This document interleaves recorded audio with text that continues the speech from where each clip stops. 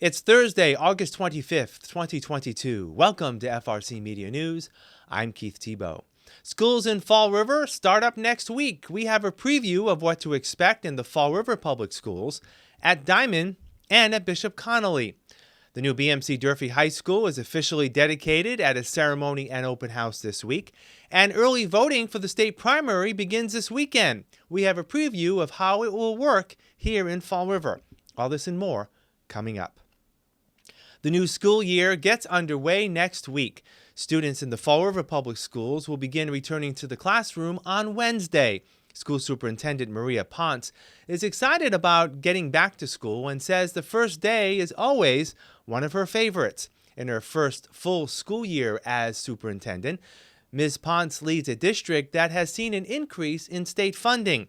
She says the influx of money allows for targeted but not wasteful spending.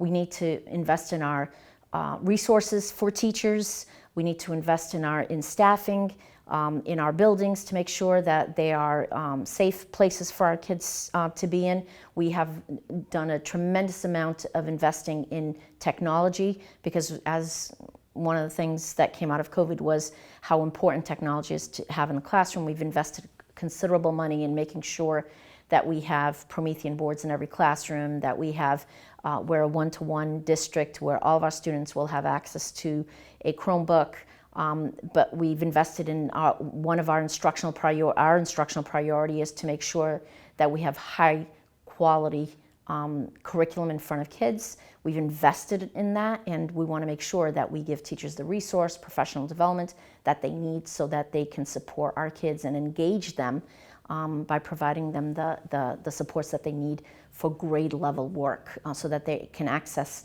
and be successful in their grade level. As a distressed district, Fall River sees a high rate of teacher turnover every year. Ms. Ponce says with a week to go until school starts, new staff are being added to ensure a smooth opening. We had 131 new teachers that are starting off with us. And we still have some in the queue. We still have about 60 more teachers. We prioritized hiring with classroom teachers. We have some of those 60 that are outstanding. Some of them might be coaches or interventionist support staff. We are still hiring paras. We have been hiring paras at in record numbers. Our goal is to have paraprofessional in every pre-K, every kindergarten, every first grade class. And we are on track to do that, but we still have some openings. People are coming down, they're filling out the paperwork and getting processed. Our HR department has been extremely busy, so we're going to continue to push through and do whatever it takes to make sure that we are staffed appropriately. The increased funding is allowing for the hiring of paraprofessionals for every school pre-K, kindergarten, and first grade classroom.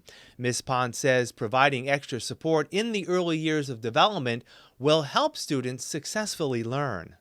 I will say having an extra adult in the classroom with first grade teachers is a huge plus. Our students, we are in a high needs district. Many of our kids who have not experienced preschool, and our teachers have to do a lot, and some of our students come with significant learning gaps, social emotional issues. So having someone else to support them in the classroom of 28 5-year-olds, 6-year-olds, that's a lot for one adult. And so do I think having two adult bodies in the classroom?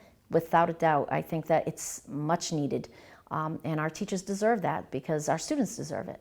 The school district is also looking to expand its pre-K offerings to allow for any parent who wishes their children to get a jump start on their education to do so.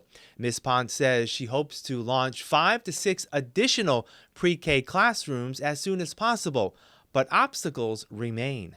Right now it's a spacing issue, right? We're ready to go with the spaces that are in our classrooms, in our schools, and we actually put an RFP out for bids for rental space as well as acquisition of a building. So we're going to be looking at both of those options as well as a third option, possibly expanding within modulars within our own property because that is also an option. So we're going to be talking to school committee about those options. This is an important investment, and they need to weigh in on our options. When the new BMC Durfee High School opened last year, it was marred with severe traffic congestion as all motorists were restricted to entering and exiting the facility via Ellsbury Street. Ms. Pond says now that the major demolition of the old school is complete, there will be more options for parents and buses to access school grounds. We're improving, doing some work with the lanes on Ellsbury Street. The state is doing some of that work. We are also doing some work internally where we have the access roads. We're going to hopefully be able to take some of the buses off of Ellsbury Street and exit them through Wiedemo Street, and cars will be able to exit through Wiedemo and Ray Street. So they'll be able to park on Ray Street. So I think that there's going to be considerable improvements. Staff will also have more access to parking in the back, where we were limited to just the north lots. Last year, everybody was familiarizing themselves with the traffic pattern, right? Because that building was new. The sophomores, juniors, and seniors have all been there for the most part, so they're going to be able to know when to get there, where to park, etc. And we're going to deal with the freshmen. So we're just trying to relieve some of that congestion and some of that inconvenience for the community. Diman Regional Vocational Technical High School is set to welcome back returning students and 375 members of the freshman class, also coming up on Wednesday. Assistant Superintendent and Principal Andrew Ribello says the school year will build upon recent successes of in-person classes to prepare all students to be life-ready. This year we're really going to focus on being together, being one Diman, and that unity throughout our district. Everyone from the students to their families, to our teachers, and our community members. We really want to be united this year. And our school improvement plan really reflects that, right? It prioritizes student connections, right? We've been so isolated over the past 2 years. We're going to be developing a social calendar for our students, and students can expect a welcome back cookout, like we did last year. They can expect different social gatherings, 3-on-3 tournament, which I intend on winning again this year along with some of our colleagues. But dodgeball tournaments, things like that, to really prioritize student connection, bringing them back together, as well as investing in our staff. And that's what our school improvement plan really focuses on, is the most important needs of our students, right? Not only that social piece, but that academic piece, and those that take care of them every day, and those are the teachers. Mr. Ribello says teachers and administrators have risen to the tasks to ensure academic and vocational learning loss has been kept to a minimum. New support services will be made available this year with the goal of keeping all students in school. We really have bolstered our mental health supports for students as well through consulting with the Balanced Learning Center, having a restorative justice coordinator come in, and develop a curriculum for students. So now if there are misbehaviors or students don't meet expectations, instead of just automatically suspending students out of the building, we want to keep them here. We want them to work through a curriculum that's going to develop them. So that's something new this year, that instead of just suspending students that don't meet our expectations, we're going to work with them to grow them, right? Instead of just getting them out of the building. That's a huge step for us in a direction of doing something about what happened over the past 2 years and really affected their mental health. Mr. Ribello says with the loosening of COVID restrictions, he's hopeful the school will be able to fully rebuild its cooperative education program, connecting students directly with real-life work experiences. Wednesday is also day one at Bishop Connolly High School. Principal Kathleen St. Laurent is looking forward to the new school year, the first that she hopes will be free of any COVID restrictions since March of 2020. She's encouraged that Bishop Connolly's quality of education is still welcomed by the greater Fall River community.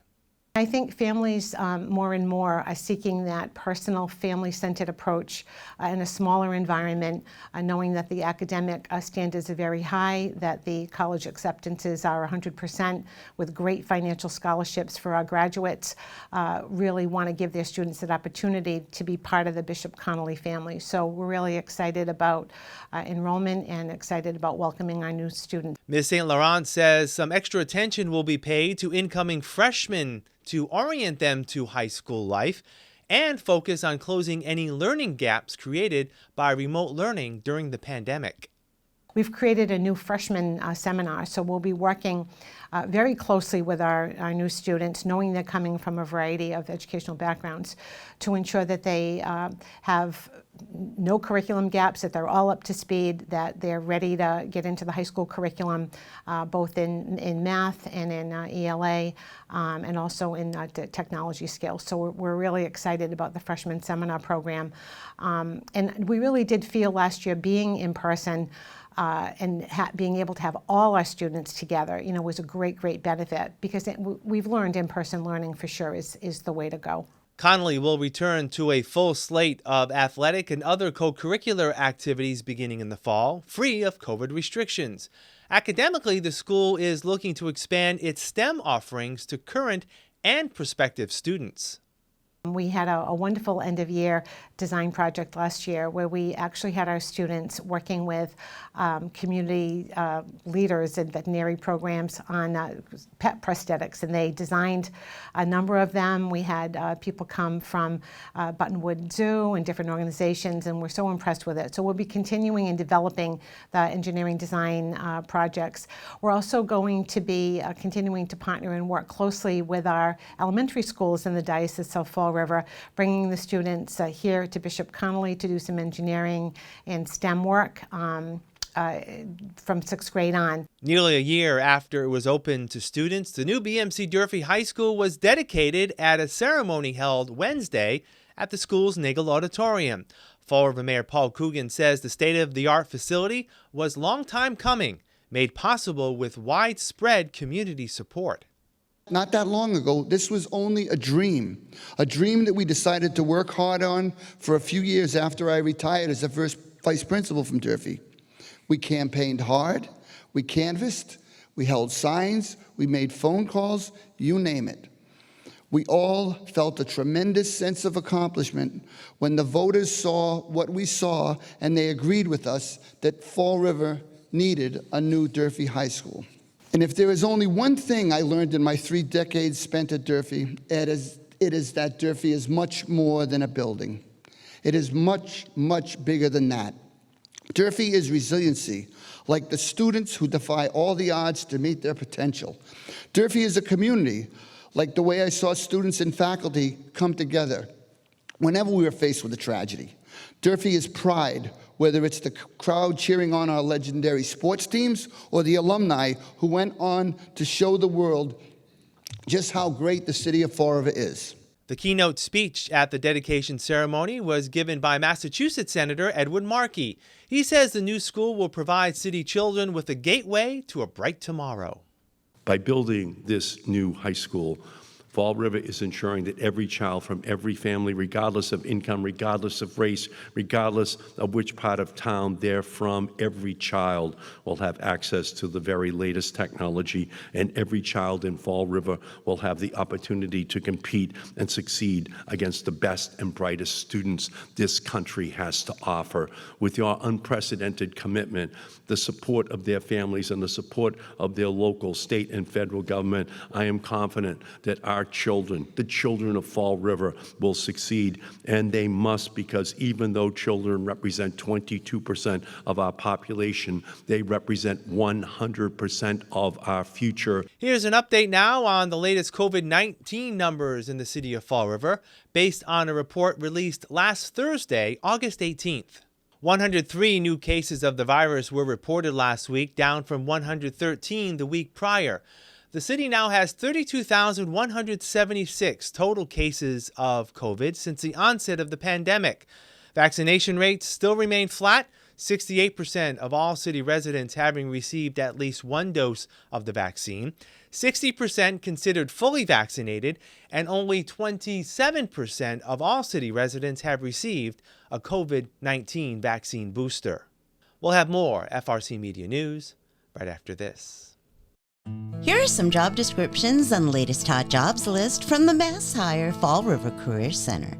Concession Supervisor. Driscoll Skating Arena, located at 272 Ellsbury Street, is looking for a full-time concession supervisor responsible for running the on-site operation of the concession stands, including the cashiers, cooking, and prep areas. Job number 175-32396. Registered Nurse Practitioner. Kindred Healthcare, located at 1748 Highland Avenue, seeks a full-time registered nurse practitioner to diagnose patients, order lab tests, prescribe medications, and manage health conditions. Job number 175-35832. High School History Teacher. Atlantis Charter School, located at 991 Jefferson Street, is seeking a full-time high school history teacher to teach grade 12 students U.S. government, human geography, and sociology. Job number 175-33064. Assistant Manager. Dunkin' Donuts, located at 320 Airport Road, is looking for a full-time assistant manager. For more information, call 508-675-6515. Family Service Association, located at 101 Rock Street, has an immediate need for the following full and part-time positions. Preschool teacher, job number 175-30219. After-school daycare supervisor, job number 175-35004. For more information about these or other positions, visit Mass Hire JobQuest at jobquest.dcs.eol.mass.gov or call the Mass Hire Fall River Career Center at 508-730-5000. Welcome back. Fall River's unemployment rate for July was unchanged from a month ago. The rate sits at 5.3% compared to 8.6% from July of a year ago. Communities around Fall River and gateway cities on the South Coast saw mixed results. The jobless rate for the state of Massachusetts in July dropped 0.2% to 3.5%. The Massachusetts state primary is less than 2 weeks away, and once again, Fall River voters will be allowed to cast their ballots early and in person starting on Saturday. In-person early voting is going to start on Saturday, August 27th, and it's going to run until Friday, September 2nd. The weekend hours are going to be from 8 to 2, Monday through Thursday, 9 to 5, and then the last day, the Friday, September 2nd, 9 to 3. In-person early voting will be held, as usual, in the atrium here at Government Center. And there will be reserved parking for voters outside of the Sullivan Drive entrance. The legislature this year passed the Votes Act, which makes early voting permanent, as well as the casting of no-excuse mail ballots. I think people have come to really appreciate it. And on top of that, not just the in-person early voting, but I think voting by mail has been a great convenience to the public as well. So I think people do come to appreciate it as an option. And as of last Friday, we have 4,700 people approximately that have elected to vote by mail. The deadline to submit an application to my office is on Monday, August 29th at 5 p.m. As long as we receive it by that date, we can process your application and send your ballot to you in the mail.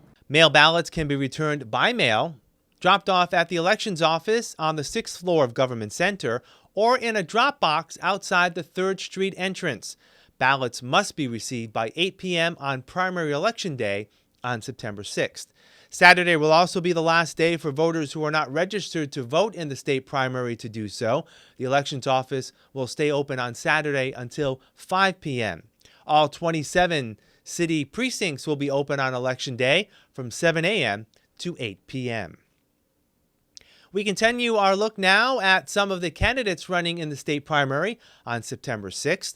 Republican former state representative Leah Cole Allen is running to be the state's next lieutenant governor.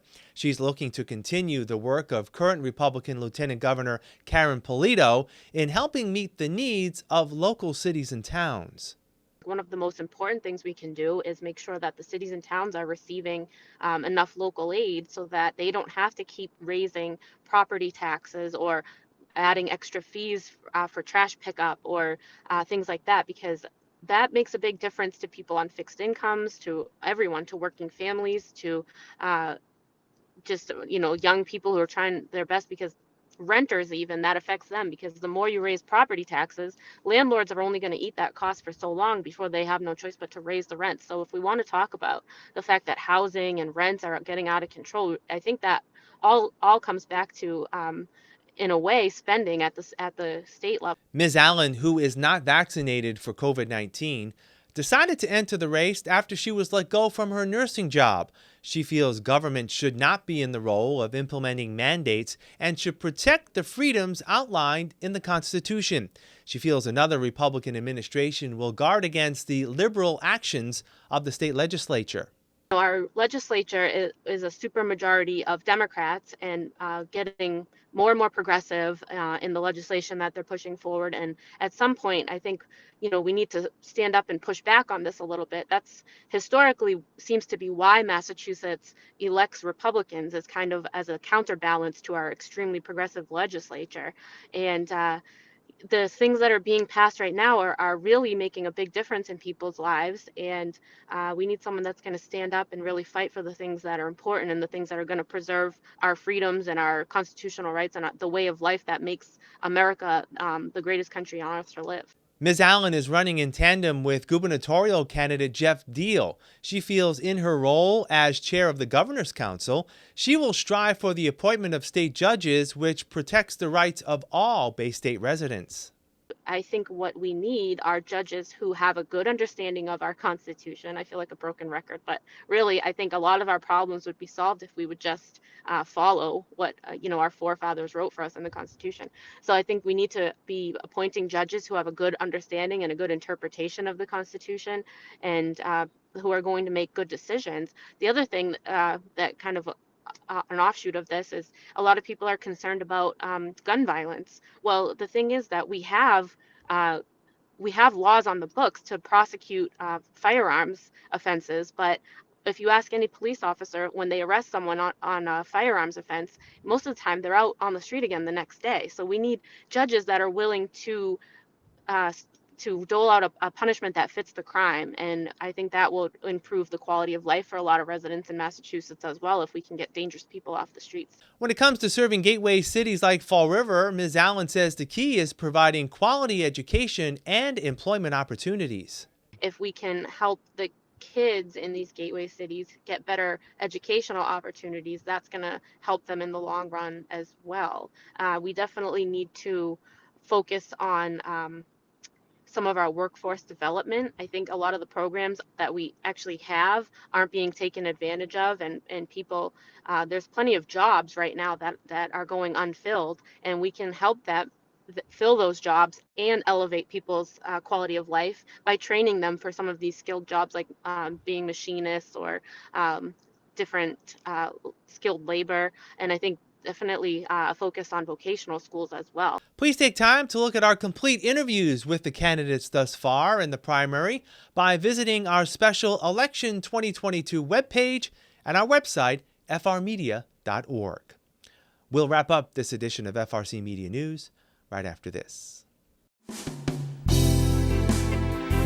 Welcome to Hot Dogs and Cool Cats. Today we have Miata. Miata is a domestic short-haired calico. She is approximately 8 years old. She's very calm, very relaxed. She likes a pet. She likes being held and given love. She would do good in most homes. I'd say probably because she's a little bit older, maybe children 5 and up. She enjoys the pets. She don't mind the tail being touched and pet. She's just a very loving, laid-back girl. She would love a nice home to relax in for her senior years. Like I said, kids would be fine, 5 and up for her. She just loves to chill and relax and be loved on, given attention.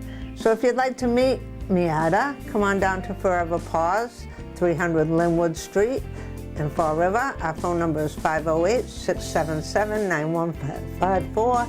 if you'd like to make an appointment to come and see her. She would love to meet you. Today we have Princess.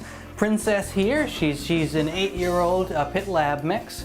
I would like to say, do not let the 8 throw you off. A lot of people, they think 8 years old and they think, oh, they're old. She has a lot of energy left. So any kind of work breed, 8 years old, not really that young for that. They're still very spry. She was an owner surrendered to us. Unfortunately, a previous owner could not take care of her anymore. She was very well taken care of. She's basically just a big baby. She's good with many of her commands. You pull out a treat, she'll sit readily for it. I know, she is housebroken. We know that. She's very housebroken. She would do best in a house every day, normal kind of energy. Possibly, to even a more active home, that's going to take her on regular walks, that sort of thing. Here at Forever Paws, we do have a policy with pits that if you want to adopt them, we do ask that you own your own home. But yeah, if you'd like to meet Princess, you can come down to 300 Linwood Street in Fall River, Massachusetts. That's all for this edition of FRC Media News. Please visit our website at frmedia.org for all the latest news and local information. FRC Media News airs Thursdays at 6 p.m. and Fridays at 5:30 p.m. For all of us at FRC Media News, I'm Keith Tebow. Have a great weekend, and we'll see you next Thursday.